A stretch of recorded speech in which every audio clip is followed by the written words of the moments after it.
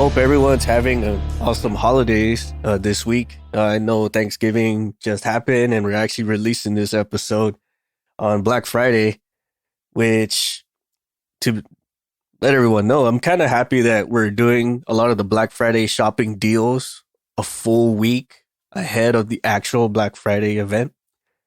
Maybe that may be because of COVID, or maybe because a lot of shopping centers are just done people riding through their aisles and stuff like that. So, well, and to be fair, there's probably not a lot in the aisles right now. At least where you and I live at, just because everything's stuck in the Fukin Harbor out there. There's like over 60 freighters out there, just lined to the hilt with containers full of shit, but stuck out in the harbor.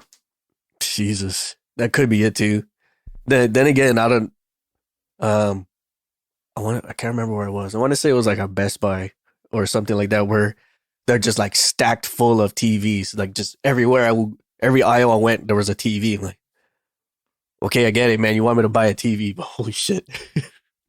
Yeah, but what are the prices of them? That's the other thing, because we were kind of contemplating getting a new TV as well, like a one for our bedroom, because we don't have a TV in the bedroom, and the kids suck up the other one we got, even though they each have a small TV in their room. But that's not where the PlayStation's at. The PlayStation's on the big TV, so that's where they go. Well, if you're gonna do enhanced play, right, you got to use the big TV. I guess, yeah, that's what they want. So I'm like, man, maybe I should take the old PS4 and get a newer TV and drop it in my room. Yeah, it could be it. I mean, that's pretty much what I do with my PS4. Is if I'm not playing video games, which I don't know if they still actually crank out games for PS4 anymore, I just use it for like my streams and relive like the old games and stuff. Like I still play God of War for whatever reason. Like even if I've already maxed out the map, I'll just restart. Like, all right, let's try to go through a speed run or something. Yeah, let's do a speed run. Yeah, I do the same thing. Or I'll be like, all right, I didn't really complete that at 100%, so this time around I'm going to go back through and try to do every little puzzle to completion, or whatever else. Right, it's trophy hunting at that point. See how fast collectibles and trophy hunting. That's it.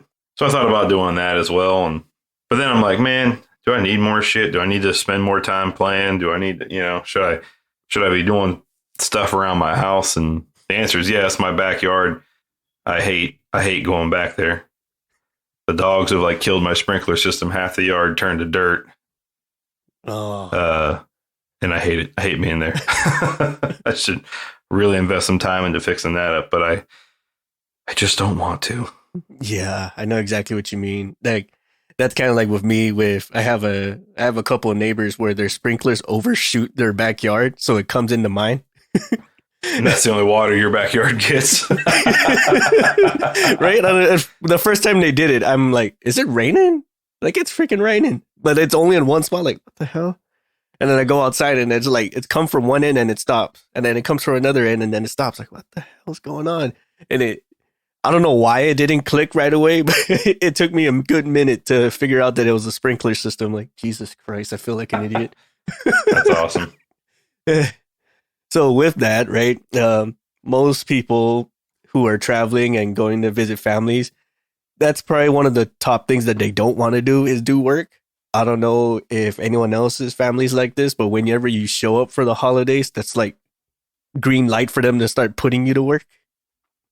Yeah, that's very much how it is for our family. But when I go, so where my mom lives is in the middle of the woods, so there's always something to do there. And then where my dad's at is on a farm. So, but yeah, it's always one of those, like, you make plans, you say, hey, I'm coming home at this time, I'm gonna be home for 4 days, and they're like, oh, how about that? Let me dust off this list real quick, side projects that I got going on here that I could use.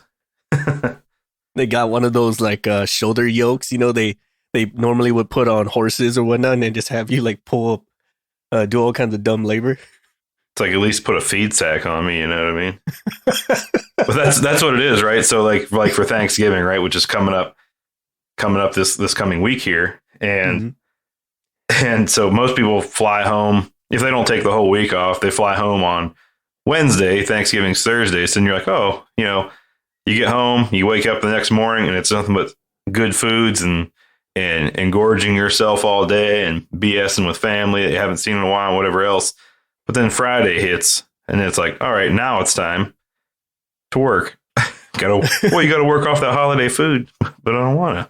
I want to be a little gordito, you know. But I don't want to. But I don't want to. Right. So with traveling, holiday travel especially is, let's say, challenging.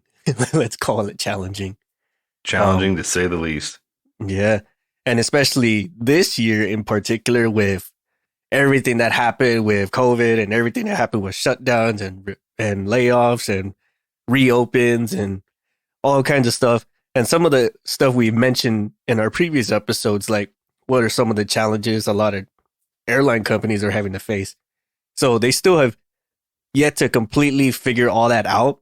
And then here we roll into the holidays where it's like their peak season to do stuff. And now we're like, well, how do we do this? Yeah, like I wasn't ready for this. Yeah.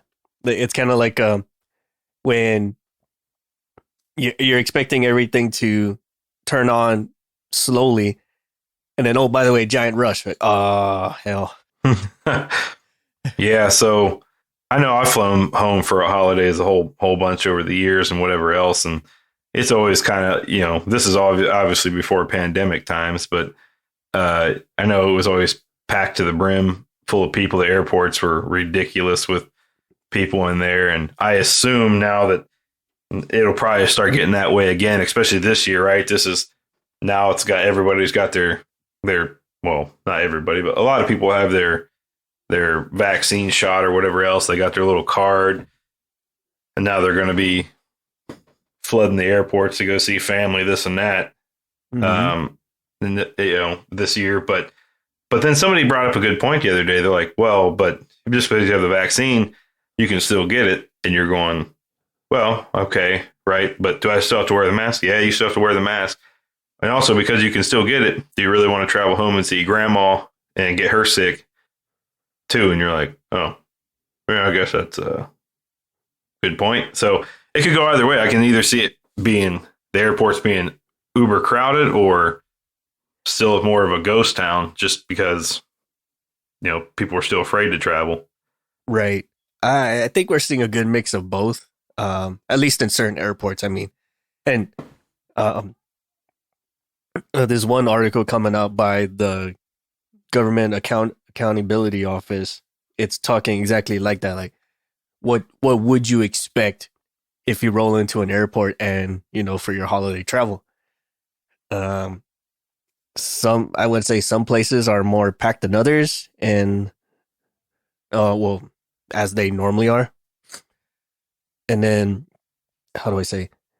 They're still working through the problems of having to start everything back up again. So what you would typically encounter on a normal pre-pandemic day with delays and weather and mechanical problems. Now let's tack on that we're shorthanded and these planes probably haven't flown in almost a year. So we're having delays on top of delays, and then, oh, by the way, weather and whatever else. Well, yeah, and if a plane's been sitting for a year, the minute you go to spool everything up and do whatever, assuming they didn't mothball the engines and other systems on the vehicle, it's going to shake out a bunch of red warnings or yellow warnings or whatever warnings, but shake those out in the first taxi or takeoff and land. Right. I wonder, like, if certain airlines, like, if a plane has been out of service for so long, like, for commercial anyway, if that's like your only plane, if they're just gonna give it a quick once around, like burn a lap before they start putting passengers on it, or like they just do like a very detailed engine burn and then, you know, call it good. I'm not sure. Well, I guess it depends on to the extent of which they mothballed it, or if they said, okay, due to shorthandedness, we're going to sit these out here at this remote airport and they're going to sit stagnant and we're going to MEL and push off all required inspections because we don't have the bodies to deal with it right now. Okay, all right, things are opening back up, but we still have the same amount of bodies, but we still have to do an annual, and We got to do engine burn down, rates, and we got to do lavatory systems checks and make sure there's no leaks, and we got to make sure the potable water system's still good and doesn't have bacteria or whatever growing with inside of it, whatever test they got to do for that. And we got to, I assume there's probably quite a few things they got to do. Oh, and the nav systems, right? You have your charts that you have to update every 30 days. Oh, yeah. So they have to go through and update those. Yeah, it's quite a bit of stuff. Yeah, and they're doing all this with minimal personnel. So like nowadays, they're probably like just, it's funny, like when you see convenience stores or any type of store, they have like holiday hires where they just like pull people in just for the season. Yeah, seasonal help. Yeah, they should totally do that right now for like a lot of airline companies. I mean, to an extent. Okay, I admit this to an extent, because I'm not gonna let just some random Joe like turn wrenches on a plane and he not know what the hell he's doing. But no, but you could have him out there doing like pulling the carts around or something. I don't know, or doing sampling tests on your water system or your lab system. Actually, that'd be the great job to give the season. Hey man, go service that lab real quick. Right. Like, this is the worst job ever. Yes. Yes. I hate this. Yes. Welcome. Now imagine this all the time. Yeah. Now do this several times a day, every day for a year. But I don't want to. Smart man. But I mean, that's the reality of it. And, I think I've seen, like when we were traveling through Mexico, I saw where like the person working the gate, then as soon as they were done at the gate and people were on board, they ran down the jetway and down the stairs to the ramp and helped throw bags on the plane, and then drove the luggage cart. And, after everything was loaded up and cleaned up and the plane was about to push back, they drove the luggage cart over to the next area to be loaded up from a plane that just landed. So it's kind of like, really are shorthanded, And then you see them park the luggage cart, and then they run back upstairs to the next gate. Like, holy cow. Yeah. So I can imagine all this. And then a lot of airlines lately, they had to cancel close to 60% of their flights for like consecutively. That's a sign, right? Not going to say which airlines, but a good number of them have been having to cancel flights. And for the most part, they're slowly figuring it out, just because like things are starting to get back into the groove. We're shaking off the dust from days, months, weeks of just sitting there doing nothing. And we can kind of expect that to happen. But again, like imagine you're jazzed up to go on a flight or you're jazzed up to travel to go visit family for the holidays. And then you run into the usual, if not more aggravated round robin of hurry up and wait. Your flight's delayed. Oh, by the way, your flight's canceled. And so, and then you run into like, well, when's it gonna open again next time? And then they just give you like the shoulder shrug because they themselves don't know. Well, yeah. And think about like before they would, hey, your plane's delayed and it's the last flight of the night, or it's canceled because of weather in Chicago type thing. And okay, well, they used to give you a voucher to go to the closest hotel and get a room for the night and come back and get the first flight out in the morning. But their airlines are hurting. They don't got extra money for that. So they're like, oh, yeah, sorry, your flight's canceled. Cool. Can I get that hotel voucher? What hotel voucher? I don't know what you're going to do, but good luck. We'll see you at 7 a.m. for the next flight. Right. So that's actually a thing from the Department of Transportation that kind of covers your rights as a passenger for certain events that happen because of an airline. Like when a flight's delayed, it's kind of on the airlines if they want to accommodate you or not. And this is from the Department of Transportation. We can link this when this episode posts. But when it's delayed so many times, it's kind of understood that this may happen, because if the airline company get pegged for every single time there's a delay, well, you would just never make money. But say like it gets to like a severe delay, you have a right as a passenger to, like to certain accommodations, right? That'd be either, can I get a voucher for the next flight? Can you guys put me on the next one? Can I get a hotel? And that's more along the the privileges, I guess, of the airlines. But if a flight's canceled, like just flat out canceled, you, according to the Department of Transportation, you as the passenger have the right to get a refund. Now, I've seen many occasions where they'll try to swing it where they won't. They'll fight you on it. Yeah. But for the most part, if an airline cancels a flight, they're like on it quick to like either get you on another flight or get you on another airlines, or just like, or they'll give you a voucher for another flight some other time and day. Yeah. Or, hey, we can't, you were supposed to go through here to here, but we can't get you there. So now we can send you to Atlanta, and then Atlanta up to JFK or whatever, you know what I mean, in New York, like when you were originally supposed to go through Chicago over or Minneapolis over, Right. So yeah, your flight day got 4 or 5 hours longer, but at least you're still moving, I guess. Right. And if any airline companies, like any aviation industry, they will fight tooth and nail to fight through the delays. I mean, how many times have we said it where the weather could just be trash outside, and they'll do everything possible to not cancel that flight. Like, Yep. it could be a hail tornado. A Sharknado. Could be a Sharknado outside. There's a holy shit, a Sharknado. All right, everyone, just stand by.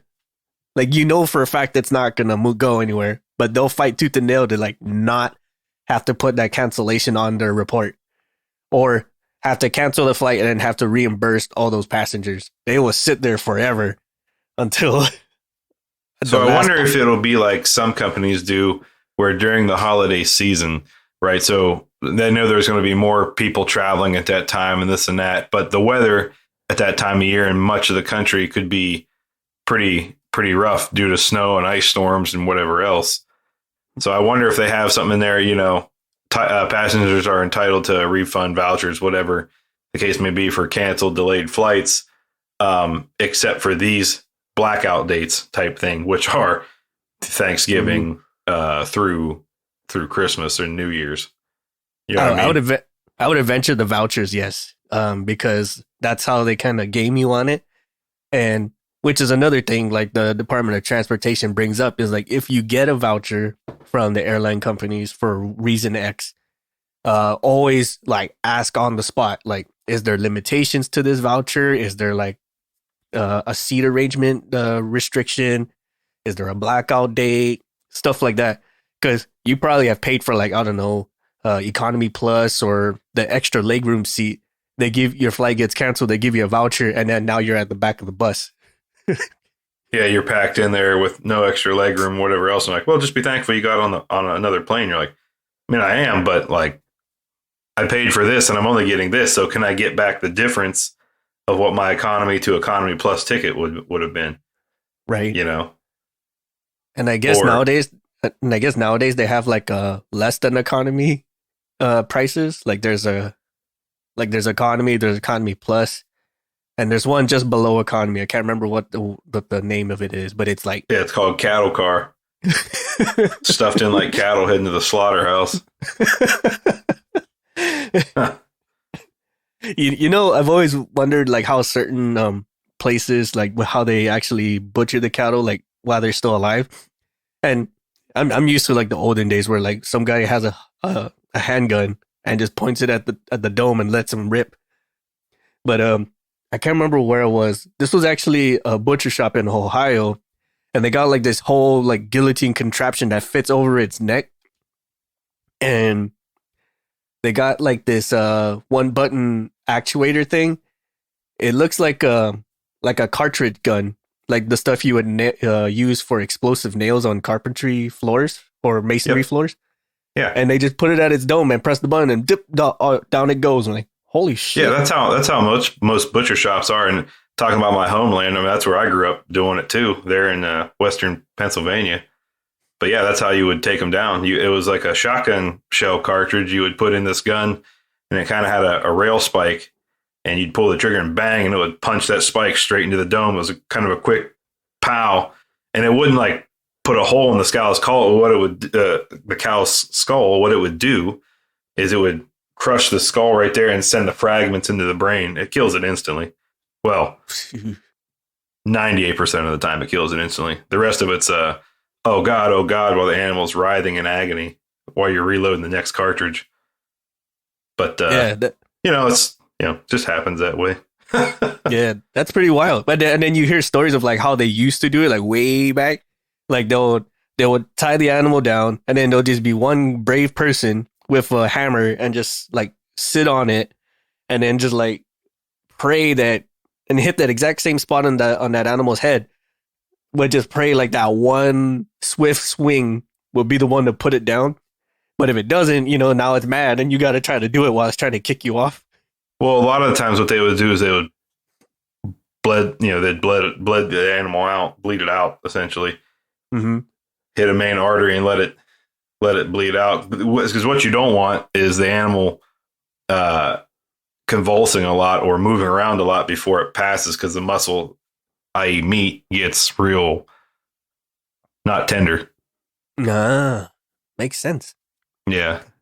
So like the Wagyu beef and all that, right? Those calves and stuff and the filet mignon, they keep the calves in like dog boxes essentially, but they kind of chain them down so they can't walk. So that meat never gets, and they feed them high fat. So that meat's super tender and soft, but it never gets a chance to be worked. Huh. Yeah, that's kind of terrible from an animal rights aspect side of it, but for high quality meat, that's one of the ways they kind of do it.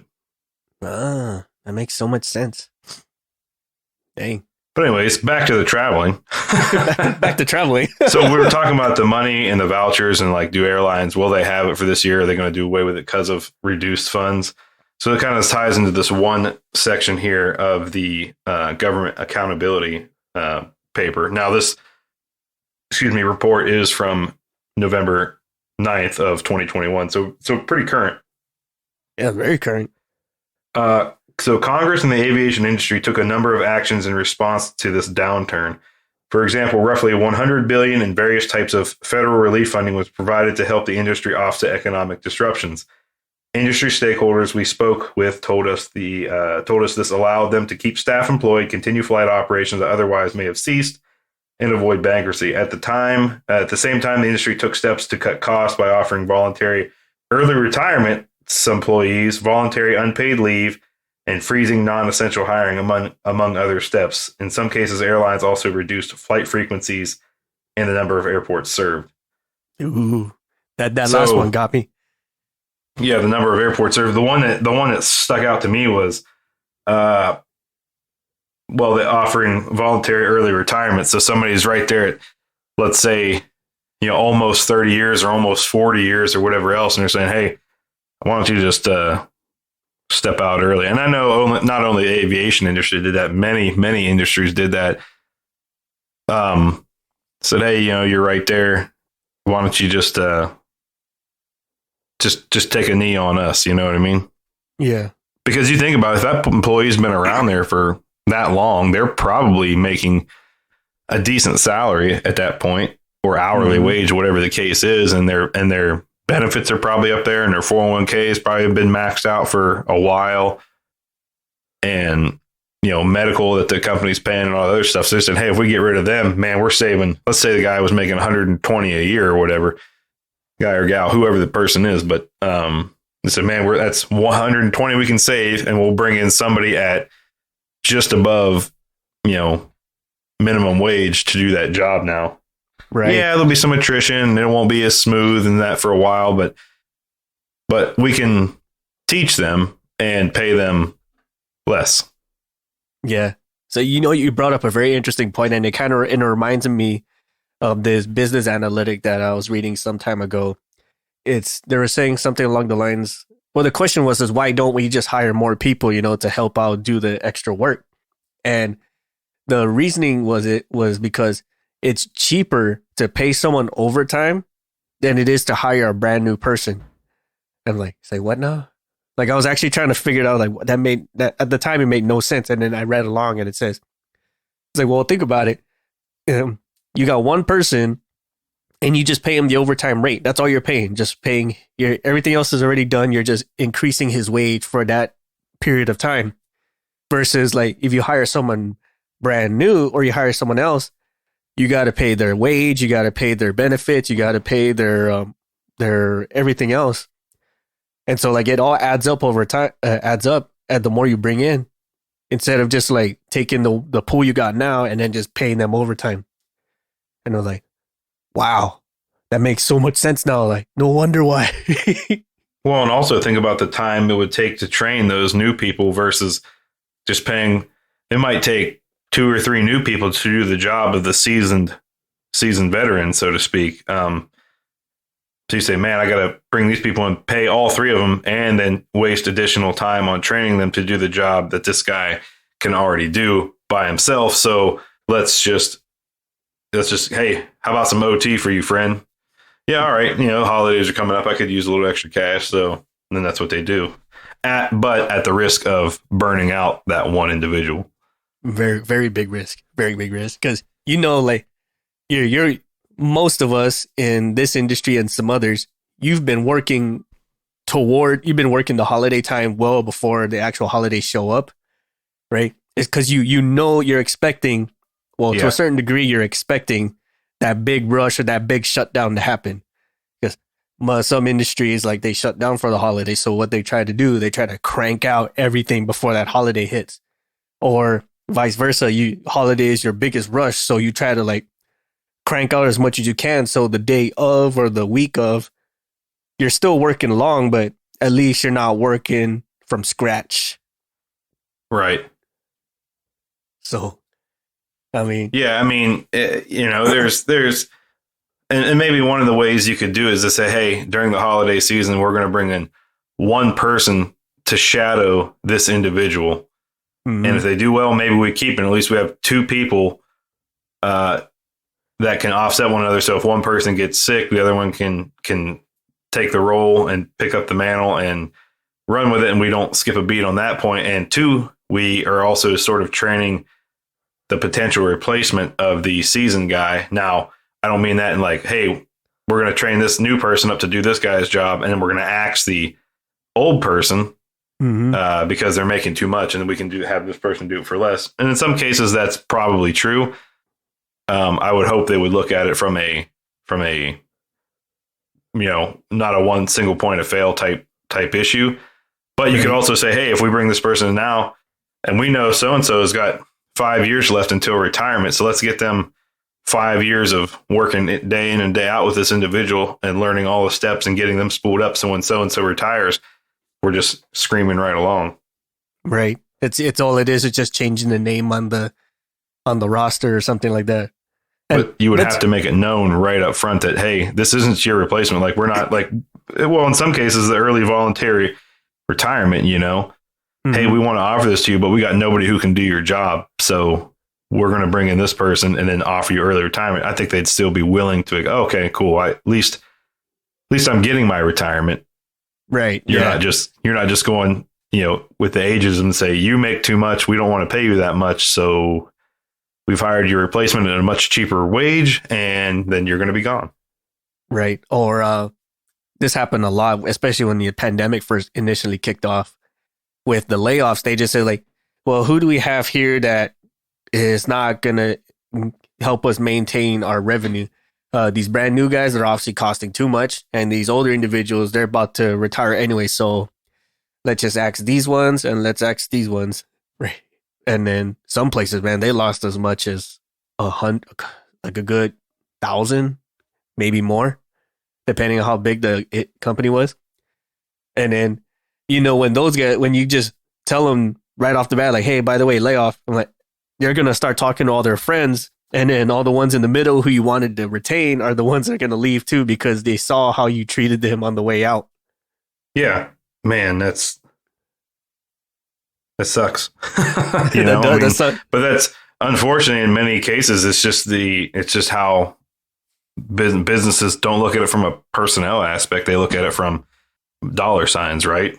Right. Obviously, dollars is what makes the company continue forward, but still. Right. Now, as far as like the actual traveling is concerned, I mean, the number one thing right now is flying because it's the more time efficient use of travel. But there's also so if you're like most of us that live on the West Coast, you're probably not from here originally. right. It's like California specifically. It's like a transient state. Hey, where are you from? Oh yeah, Midwest or Northwest or Southeast or North. You know what I mean? Just you're not from here, and if you are from here, your parents weren't. You know what I mean? Mm-hmm. So yeah. So especially from my instance, I don't know you too, but you travel the other direction. Mm-hmm. You only get so much time off of work at the holidays, and for much of the, at least contracting side of aviation, you have off like 2 weeks around, a week to 2 weeks off around the Christmas time frame, depending on how the year falls or whatever else. But that's oftentimes when a lot of people will fly home. One, it's the holidays, and two, it's an extended time off that you don't have to take any extra of your own personal time off days. So for me, the fastest way to get back to the East is to fly, because otherwise I would have to burn up 2 or 3 days of vacation, just driving. And that's not like, oh, I drive 6 or 7 hours a day. That's like hard 12-hour driving days or more, 12 to 14-hour driving days, which are long days. Yeah. So it only makes sense to drive now. And in many cases, it's even what you would pay in fuel is you'd probably pay just the same amount in the airline, just less time. So I don't know. I haven't looked up tickets and prices in a while, but it would be interesting to see the cost difference. But again, for me, it's all about the time. Like, man, that's, instead of taking one day and using it as just say traveling, right? Right. 1 day or 2 days out of that 2 week period are traveling, one going there and one coming back. Whereas that one would be like almost a week of traveling and 1 week at your destination. Yeah. Yeah. And let's say with the driving on by your car, you're or on the roads, right? That's going to happen anyway, because like some people, they're within driving distance, like it's not practical for them to fly, or the nearest airport is too far away, whatever the case may be. So there's going to be people on the road as well. And the risk is just as high because everyone is trying to get from point A to point B at an optimal time frame. People are trying to fly from one place to another in an optimal time frame. And so there's going to be a lot of congestion on both ways, both at the airport because of technical and manpower reasons, and then you got guys on the freeway who are compacted together because they're just trying to make good on their travel time, but so they have enough quality time everybody's where they're jockeying for position on the freeway, right? Everybody's traveling at 70, but you get those few people that keep bobbing and weaving out of traffic trying to get there 30 seconds faster than the guy behind them. And it's just kind of that boogity, let's go racing type thing. Yeah. The ones that make me laugh the most is when like someone like cuts you off, like flat out just like zoom past and cuts you off, and they all meet up at the stoplight. Yeah, they cut you off, everybody slams on their brakes, and you get up there and you're sitting at the red light next to him just looking over at him. Was it worth it though? Was it worth almost causing a fucking 15-car pileup? Yeah. Oh, speaking of that, like the other day, I was driving to Costco, and there was like this big stop, like there was almost like a good 1.5 mile stop on both directions. I'm like, what the hell's going on? And I just see dust like all over the place. I thought it was a fire, but it was actually a medevac helicopter coming in to land, because I guess there was such a big accident pile up that they had to medevac the victim out, or the casualty out. I'm like, holy shit, man! It's like not even the holiday week yet, and we're already getting wild medevacs like that. So that's a good point. We're talking about, traveling for the holidays and air travel. For everyone listening, be safe. Don't let your air travel be the medevac helicopter this holiday season. Yes, let it be on one of the airlines or whatever, or a private jet or whatever you're doing. Don't let it be a medevac. Yes, absolutely. Like, did you travel this holiday? In fact, I did. From where? From the scene of the crash to the hospital, friend. Oh, oh well, holy shit! That reminds me of this. Come back over the holidays. Oh, I flew in a private helicopter. You did? What? You and I have the same job. How'd you afford that? Well, you see, all you have to do is jerk the wheel into a bridge embankment, and then one just randomly shows up to pick you up. It's crazy. Right? May not be to the destination you want, but hey, you got to ride on a private aircraft. But you got to ride on a helicopter. That reminds me of this one Ron White joke where he goes like, hey, do you think we'll make it? Like, yeah, we got just enough oil to make it to the scene of the crash. Yeah. We'll beat the emergency team by a solid hour, I swear. I'm like, wow. Well, that's a positive way to look at it. Yeah, that's the dangerous side of it. And there's always dangers to it, no matter which way you travel. But all I guess I can say for a lot of people is just, look, we're all in the same boat. We're all trying to get to where we want to be. Just be as pleasant and decent as possible. And flights get delayed, try not to take it out on the flight attendants or the hostesses running the desk or whatever else. It's not their fault. They don't control the weather. None of them are Mother Nature. None of them are the maintenance team, So yeah, just be personable. Yeah, and especially with like the front desk counter people, they have no idea what maintenance is. And like they radio down to us and like, hey, what's going on? Like, oh, it's gonna be a while. And then they ask why or how, and like we already understand that they're being pestered by, or they're being berated by a customer. So when we try to break it down as simple as possible, it's not that easy to do. And then especially for someone to relay that exact knowledge of information to a customer who's already high strung, it's not gonna end well, and there's gonna be a lot of infighting. So please just if it gets delayed or canceled for whatever reason, just try to understand like they're doing the best they can to make it happen, because they don't want you to leave either. Like you getting on this flight and departing and arriving safely is how they get their pay. So it's how they get money. Yeah. And they want a returning customer. I've even been in the airport before in the past where, people are complaining, oh, we're delayed because of maintenance. And I was overhearing the attendant talking to one of the passengers, and they were like, well, what's going on? Well, they said something with the brakes. What do you mean something with the brakes? Is the brakes okay? Are they going to be able to fix them? Are we going to be able to land safe? I was like, well, yeah, she's like, that's why they're fixing it. They're doing it as fast as they can, but they have their own regulations and stuff. And so guy was kind of, this is ridiculous, this and that. And he's like, shouldn't take that long to change brakes. So I literally sat there and explained to him start to finish the process for changing brakes on an aircraft. Yeah. And he was like, it looked like I just blew his mind. He was like, oh, that's quite in depth. I was like, yeah, it's not just like on your car where you just pop the wheel off, push the pucks back, slide the new pads and go. There's a whole process and procedures that goes with this. Right. And then you got to test it too. That's you not got to test it.